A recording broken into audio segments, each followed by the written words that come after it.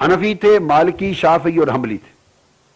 تو پوری امت ورلڈ وائڈ ان 4 طبقات میں فقہی پوائنٹ آف ویو سے تقسیم تھی، مگر مسلکن اور اعتقادن پوری امت کا ایک ہی چینل تھا، اہل سنت والجماعت.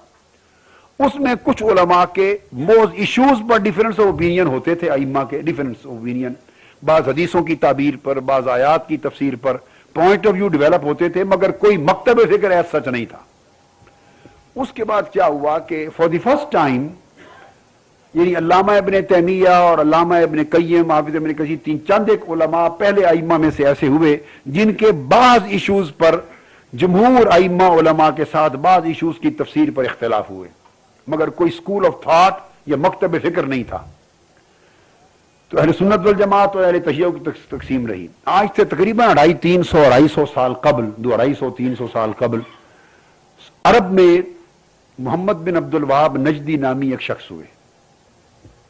انہوں نے محمد بن عبد الوہاب نجدی، ان کو شیخ، یعنی سعودی عرب میں لفظ شیخ، یہ شیخ الاسلام، یہ شیخ سے تعبیر کرتے ہیں. محمد بن عبد الوہاب نجدی نے ایک تحریک موومنٹ شروع کی جس کو تاریخ میں وہابی موومنٹ کہتے ہیں. وہابی کا لفظ عبد الوہاب ان کے نام سے یعنی موسوم ہوا تھا.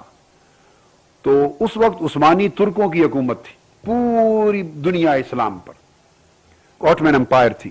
تو انہوں نے کیپچر کرنا شروع کیا کہ ہم عرب کے اس خطے کو، حجاز کو اور نجد کو، الریاض کا علاقہ یہ نجد کا صوبہ تھا اور حرمین شریفین والا حجاز، یہ 2 صوبے تھے، کہ ہم اس کو کیپچر کریں، عثمانی ترکوں کی حکومت ختم کریں.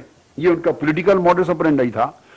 اور ریلیجس یہ تھا کہ یہ اتنے سخت گیر آدمی تھے اعتقاداً محمد بن عبد الوہاب نجدی کہ یہ پوری امت مسلمہ کو کافر و مشرک کہتے تھے. یعنی تاریخ اسلام میں یہ پہلا شخص پیدا ہوا ایک جس نے امت مسلمہ کو ایٹ لارج کافر مشرک بنانے کے کام کا آغاز کیا. اس سے پہلے اگر اختلافات بھی علمی علماء ائمہ کے درمیان ہوتے تھے تو کسی طبقے کو یا کسی کو کافر مشرک بالعموم اور جہنمی نہیں بنایا جاتا تھا، ٹالرنس تھی. انہوں نے بڑی ہارڈ لائنر ہوئے اور انہوں نے یعنی یہ کہا کہ جو توسل وسیلہ کرتے ہیں وہ بھی مشرک اور کافر ہیں، جو شفاعت حضور کی مانتے ہیں وہ بھی کافر و مشرک ہیں، جو استمداد یعنی ظاہری استعانت کرتے ہیں وہ بھی کافر و مشرک ہیں، حتیٰ کہ جو حضور کی قبر انور کی زیارت کی نیت سے جاتے ہیں وہ بھی کافر و مشرک ہیں. اور معاذ اللہ یہ بت ہے، صنم اکبر ہے، اس مزار کو بھی گرا دینا چاہیے. حضور السلام کے مزار اقدس کو، اس کی زیارت کی نیت سے سفر کرنا بھی حرام ہے، اس میں نماز قصر بھی نہیں ہوگی چونکہ حرام سفر ہے، وغیرہ وغیرہ. بہت ایکسٹریم پر چلے گئے، بڑے ایکسٹریم پر. اور پھر انہوں نے کتاب لکھی، کتاب التوحید. اس میں توحید اور شرک کا ایک بڑا انتہا پسندانہ نقطہ نظر دیا، اور وہ عقائد اور وہ معمولات جو امت مسلمہ میں کثرت کے ساتھ صدیوں سے چلے آ رہے تھے، پائے جاتے تھے، ان کی کثرت کو انہوں نے شرک اور بدعت میں، حرام اور جہنم اور کفر شرک کی زد میں ڈال دیا. اور آج آ کے گنے چنے وہ چند لوگ بھی ان کے کرائیٹیرین کے مطابق ان کے ترازو پر مسلمان رہ گئے جو ان کی تحریک میں شامل ہو گئے تھے. باقی مور اور لیس پوری امت کافر بن گئی تھی. یہ جو میں نے آپ کو کوٹ کیا اس کے اوپر آپ تفصیل پڑھیں تو مولانا حسین احمد مدنی ایک عالم ہو گزرے ہیں علماء دیوبند میں سے، ان کی ایک کتاب ہے شہاب الثاقب، شہاب ثاقب. انہوں نے اپنی کتاب کے ابتدائی صفحوں میں یہ جو باتیں میں نے کوٹ کی ہیں محمد بن عبد الوہاب نجدی کے بارے میں بڑی تفصیل کے ساتھ لکھی ہیں. اس سے بھی زائد کچھ لکھا ہے میں نے ابھی، حیاءً اور اخلاقاً وہ کچھ نہیں بیان کیا جو انہوں نے بھی لکھا ہے. تو مولانا حسین احمد مدنی نے تو یہاں تک کی کیا ہے کہ یہ پھر جو لوگ تھے وہابی موومنٹ کے، یہ حضور علیہ السلام کی شان اقدس میں بڑی گستاخانہ طریقے سے کلام کرتے. وہ کہتے تھے یہ مر چکے ہیں اور مٹی میں مل گئے اور اب اس قبر میں کچھ نہیں ہے اور اتنے اب بے نفع ہو گئے ہیں معاذ اللہ. یہ انہوں نے لکھا ہے مولانا حسین احمد مدنی نے کہ یہ کہتے تھے کہ ہمارے جو ڈنڈا ہے، لاٹھی ہمارے ہاتھ میں، اس سے تو کچھ نہ کچھ نفع ہمیں حاصل ہو سکتا ہے کہ کتے کو یا جانور کو بھگا دیتے ہیں، اب فوت ہو جانے کے بعد حضور سے ہمیں اتنا نفع بھی معاذ اللہ نہیں پہنچ سکتا. استغفر اللہ العظیم. یعنی میں نے چند نمونے عرض کی، اس انتہا تک یہ گئے. نتیجہ یہ ہوا کہ ان کے خلاف پوری امت مسلمہ کی جو بھاری اکثریت تھی وہ صاف ظاہر ہے جو ہر ایک کو کافر مشرک بنایا اور واجب القتل بنایا تو مخالف ہو گئے. یہ ایک موومنٹ چلی. اس موومنٹ کو دراصل برطانیہ نے الٹیمیٹلی، برطانوی سامراج نے اور بعد میں چل کے امریکنز نے اور مغربی طاقتوں نے اس کو سپورٹ کیا. صرف اس لیے کہ اس موومنٹ کے کامیاب ہونے سے اگر عرب سے عثمانی آٹمن امپائر ختم ہو جاتی ہے، یعنی عثمانی ترکوں کی اسلامی حکومت ختم ہوتی ہے، تو یہ ایک موو ہو جائے گی، ایک اسلام کی بہت بڑی عالمگیر سلطنت کو توڑ پھوڑ کرنے کا ایک آغاز ہو جائے گا۔ پھر ہم باقی علاقوں میں بھی توڑ پھوڑ شروع کرائیں گے، تحریکیں اٹھیں گی بغاوت کی۔ انہوں نے سپورٹ کیا، اور ہمفرے نام کے ایک انگریز ہیں، وہ ہسٹورین ہیں، انہوں نے پورا سروے کیا ہے، اور اب ان کی سٹیٹمنٹس اور انٹرویوز کتابی صورت میں چھپ گئے ہیں۔ میں برطانیہ سے ان کی پوری کتاب بھی ہے، اتنی بڑی، میرے پاس ہے وہ ذاتی، اور کتاب ان کے انٹرویوز بھی چھپے ہوئے۔ انہوں نے بہت مفصل سارے راز کھولے ہیں، حتیٰ کہ برطانیہ نے داڑھی رکھوا کر اپنے انگریزوں کو اس فوج میں شامل کیا، بھیجا جو عثمانی ترکوں کے خلاف وہابی موومنٹ کی فوج بن کے لڑی۔ سکھوں کو ہندوستان سے بھجوایا، کئی مسلمان فوجیوں کو یہاں سے بھجوایا، چونکہ اس وقت برطانیہ کی پوری سلطنت تھی آل اوور دی ورلڈ، اور وہاں سے بھیجا، اور وہ لوگ مارے گئے۔ مرنے کے بعد جب ان کے کپڑے اتارے دفن کے لیے تو پتہ چلا کہ غیر مسلم تھے، تو وہ لڑتے رہے۔ تو خیر انہوں نے کیپچر کیا۔ جب مکہ اور مدینہ یہ دو علاقے آئے تو عثمانی ترکوں نے جوابی کاروائی نہ کی، حرمین شریفین کی ادب کے لیے کہ خون نہ بہے۔ سیدنا عثمان غنی رضی اللہ تعالیٰ عنہ کی طرح حکم دے دیا تھا کہ میرے دفاع میں مدینہ کی زمین پر خون نہ بہے۔ یہ بڑے اہل سنت، راسخ العقیدہ، ادب اور محبت والے لوگ تھے آٹمن امپائر۔ آج تک بھی ترکی اس طرح چلے آ رہے ہیں۔ ان کے اندر یعنی ادروائز سیکولر ہو گئے، دین سے دور کر دیے گئے، مگر یہ جو ایک جز تھا یہ ان کا برقرار رہا۔ انہوں نے جوابی کاروائی نہیں کی، اور ہتھیار اٹھائے بغیر مکہ اور مدینہ پر جب انہوں نے حملہ کیا تو وہ دونوں شہر چھوڑ کے واپس ترک چلے گئے۔ انہوں نے فتویٰ دے دیا تھا، محمد بن عبد الوہاب نجدی نے، وہابی موومنٹ کے علماء نے، وہ تو پھر بعد میں فوت ہو گئے تھے، اس کے بعد جو وہابی موومنٹ کو لیڈ کر رہے تھے، فتویٰ دے دیا تھا کہ مکہ مدینہ پر حملہ کرنا جائز ہے، یہ جہاد ہے، اور یہاں کے مسلمانوں کو قتل کرنا جائز ہے، یہ جہاد ہے، اور یہاں کی عورتوں کو لونڈیاں بنا لینا جائز ہے، اور ان کے مال کو لوٹ لینا جائز ہے، یہ مال غنیمت ہے۔ یہ بھی کتابوں میں درج ہے۔ جب اس شدت کے ساتھ حملہ آور ہوئے، اور انہوں نے کہا کہ یہ سب یہاں شرک ہو رہا ہے پوری زمین پر، اس وقت تک یہ واقعہ اس موجودہ صدی کے جنگ عظیم اول سے پہلے کا ہے، 1918 20 وغیرہ 24 22 تک یہ ہوتا رہا ہے۔ تو اس وقت مکہ معظمہ اور مدینہ طیبہ میں میلاد النبی کے جلوس بھی نکلتے تھے، صدیوں سے نکلتے رہے۔ اس موجودہ صدی 1916 17 18 20 22 تک 12 ربیع الاول کو میلاد کے جلوس مکہ معظمہ نکلتے تھے۔ مکہ معظمہ کا جو آفیشل نیوز پیپر نکلتا تھا، چھپتا تھا، اس کے ریکارڈز ہیں، اس کے اندر سپلیمنٹ نکلتے تھے۔ خانہ کعبہ کے حرم سے 12 ربیع الاول کی رات میلاد النبی کا جلوس نکلتا تھا، اور وہ حضور کے مولد شریف کا جو مکان جہاں آپ کی ولادت ہوئی، اس مکان تک جلوس جاتا تھا۔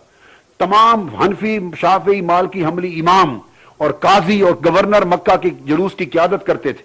مشل بردار جلوس نکلتا تھا، اور ایک عظیم الشان پھر وہاں صلاۃ و سلام کی محفل، خطابات ہوتے، پھر مکہ معظمہ کے حرم میں آ کر مقام ابراہیم کے سامنے محفل میلاد ہوتی۔ یعنی یہ ماحول تھا، انہوں نے سارا کچھ بند کرا کے کیپچر کر لیا۔ اب یہ جو موومنٹ تھی محمد بن عبد الوہاب نجدی کی، اس موومنٹ کے آگے دو چینل بن گئے، ایک پولیٹیکل، ایک ریلیجس۔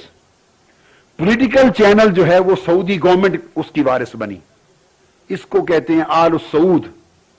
دراصل سعود نامی ایک شخص محمد بن عبد الوہاب نجدی کے پیروکار تھے، جنہوں نے اس قتل و غارت کے کام کا آغاز کیا۔ تو پولیٹیکل پاور انہوں نے کیپچر کر لی، اور ان کا ایک معاہدہ ہوا، اور جو محمد بن عبد الوہاب نجدی تھے، ان کی جو شاگرد اور مولوی لوگ تھے، ملا لوگ، انہوں نے آل شیخ بن گئے۔ ان کے ملا وہاں بڑے عالم کو کہا جاتا، بڑے عالم کو عرب ملک میں، تو مولوی لوگ ان کے دینی مذہبی رہنما آل شیخ کہلائے، اور پولیٹیکل لوگ ان کے آل سعود۔ اور یہ معاہدہ چلا آ رہا ہے۔ اب یہ جو ہوتے ہیں وہاں متوع اور مذہب کے ڈیل کو ڈیل کرنے والے، یہ آل شیخ ہیں، اور پولیٹیکل گورنمنٹ جو ہے وہ آل سعود کا آپس میں کمپیکٹ چلا رہا ہے۔ یہ وہابی موومنٹ جب اٹھی محمد بن عبد الوہاب نجدی کے زمانے میں، تو اس موومنٹ کا اثر شاہ اسماعیل دہلوی صاحب ایک عالم گزرے دہلی میں، یہ شاہ ولی اللہ مدثر دہلوی رحمۃ اللہ علیہ کے پوتے تھے یا نواسے تھے غالباً۔ یہ اس زمانے حج پر گئے، سید احمد شہید بریلوی اور شاہ اسماعیل دہلوی۔ یہ شاہ اسماعیل دہلوی خود بھی حنفی تھے اس وقت تک، واپس آئے تو وہابی موومنٹ سے، محمد بن عبد الوہاب نجدی کی کتابوں سے متاثر ہوئے۔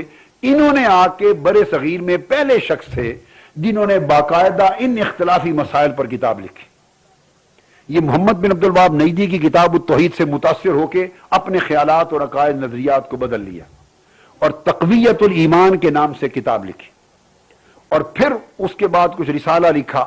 تو یہ پھر یہاں یہ خیالات جو سعودی عرب سے آئے، تو سعودی تو نام بعد میں پڑ گیا نا گورنمنٹ آنے کے بعد، پہلے صرف عرب تھا، یہ پھر یہاں زور پکڑنے لگ گئے.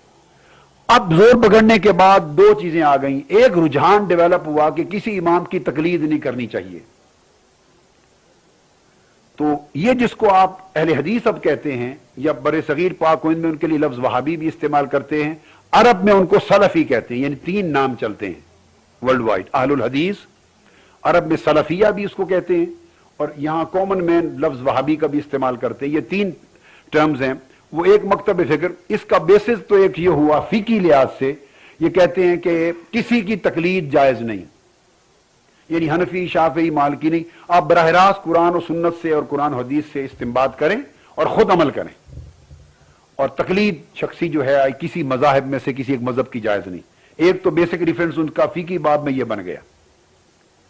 اب یہ ایک مغالطہ ہے، میں کلیئر عرض کر دوں کہ وہ جو ہمارے ہاں اہل حدیث ہیں، ہمارے بھائی، یہ طبقہ مسلمانوں کا جو رفع یدین کرتا اور ہاتھ یہاں باندھتا ہے، یہ کہتے ہیں دیکھو سعودی عرب میں بھی اس طرح کرتے ہیں. وہ سعودی عرب والے حنبلی ہیں فقہی طور پر، وہ اہل حدیث نہیں ہیں. فقہی اعتبار سے وہ امام احمد بن حنبل کے پیروکار ہیں، وہ مقلد ہیں. تو یہ سلفی یا اہل حدیث طبقہ یہ غیر مقلد، یعنی یہ تقلید نہیں کرتے. اب رفع یدین کرنا تو شافعی بھی کرتے ہیں، حنبلی بھی کرتے ہیں، مالکی بھی کرتے ہیں، حتیٰ کہ جعفری بھی، شیعہ بھی کرتے ہیں. تو رفع یدین کرنا یا نہ کرنا اہل حدیث ہونے کی علامت نہیں ہے. یہ ایک اہل حدیث ہونے کی بنیاد عدم تقلید پر ہے کہ وہ تقلید کو جائز نہیں مانتے. ایک دوسرے جو عقائد میں نے بیان کیے، وہ محمد بن عبد الوہاب نجدی نے جن عقائد کو ڈیولپ کیا، وہ عقائد اہل الحدیث میں پائے جاتے ہیں. مثلا وہ حضور علیہ السلام کو جسمانی طور پہ زندہ نہیں مانتے. اور جو اب یہ طبقہ جیسے اہل سنت نکلا تھا، ایک فرقہ بن گیا، تو اہل الحدیث اسی اہل سنت والجماعت کے مین چینل سے بعض ایشوز پر اختلاف کر کے ایک الگ سکول آف تھاٹ بن گیا، ایک الگ سکول بن گیا.